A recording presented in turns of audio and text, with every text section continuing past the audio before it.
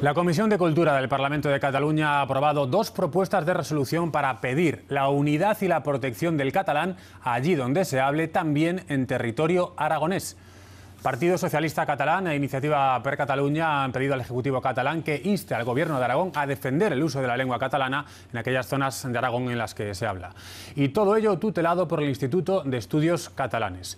El Gobierno de Aragón lo considera una injerencia del Parlamento catalán y pide respeto a las decisiones tomadas en las Cortes aragonesas. El PSOE en Aragón considera que la Generalitat se extralimita en sus funciones y acusa al Gobierno de Aragón de no ejercer su responsabilidad de proteger el patrimonio lingüístico de la comunidad. El PAR también ha rechazado estas propuestas y considera un despropósito que Cataluña exija tener autoridad para potenciar el uso del catalán en Aragón. Y por su parte, el PP considera intolerable que la iniciativa parta del PSC y exige a los socialistas aragoneses que pidan explicaciones a sus compañeros catalanes.